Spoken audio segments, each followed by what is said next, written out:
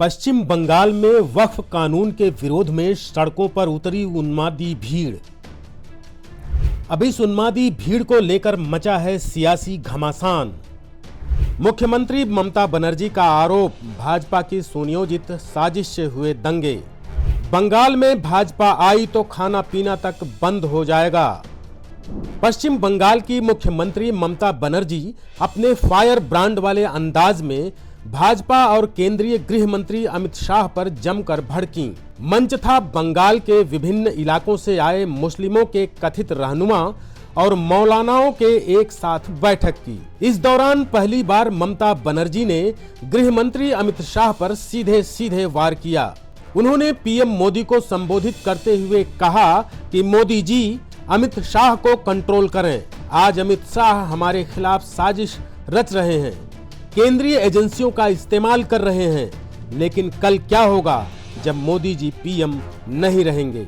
ममता बनर्जी ने धमकी भरे लहजे में सिर्फ इतना ही नहीं कहा, उन्होंने केंद्र सरकार को खुली चुनौती तक दे डाली। आखिर सरकार ने वक्फ कानून इतनी जल्दबाजी में क्यों पारित किया? क्या उन्हें बांग्लादेश की स्थिति का पता नहीं था? उन्होंने सरकार पर ही आरोप लगाते हुए कहा कि क्या आप लोगों ने दंगे करवाने के लिए बाहर से लोगों को बुलाने के लिए केंद्रीय एजेंसियों का इस्तेमाल नहीं किया? वह बोली, भाजपा ने यह दंगे सुनियोजित तरीके से करवाए हैं।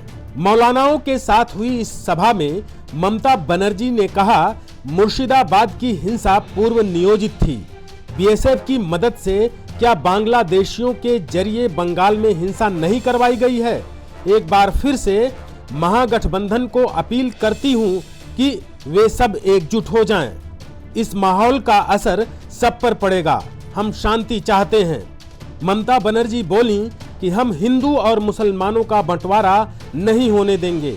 भाजपा अमित शाह के बाद अब उन्होंने निशाना साधा एनडीए के दो अहम घटक दलों के प्रमुख चंद्रबाबू नायडू और नीतीश कुमार पर। तंज कसते हुए ममता बनर्जी बोली, आखिर ये लोग कुर्सी से इस कदर चिपक गए हैं कि इन्हें कुछ दिखाई नहीं दे रहा है। इन्हें लोगों की नहीं, सिर्फ सत्ता की परवाह है। वह बोली, ये दोनों नेता वक्फ के मुद्दे को लेकर पूरी तरह चुप बैठ गए हैं। आप सभी उन्हें वोट देते हैं, लेकिन वे सत्ता के लिए आप लोगों की बलि भी चढ़ा सकते हैं। आप नीतीश को वोट देते हैं, वो भाजपा को समर्थन देते हैं। इससे उन्हें क्या मिल जाता है? थोड़ी सी पावर।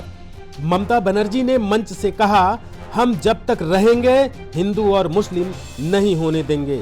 बंगाल में भाजपा आई तो आपका खाना पीना बंद कर देगी। इतना ही नहीं, उन्होंने अब निशाने पर लिया यूपी के मुख्यमंत्री योगी आदित्यनाथ को, जिन्होंने एक दिन पहले ही ममता बनर्जी पर अपनी वाणी के तीखे प्रहार किए थे। पलटवार करने के लिए ममता बनर्जी आज तैयार थीं। बोली, योगी कोई योगी नहीं बल्कि भोगी हैं। वह बोली, यूपी बिहार के कुछ वीडियो को बंगाल का बताया जा रहा है। ऐसा कर बंगाल को बदनाम करने की साजिश रची जा रही है।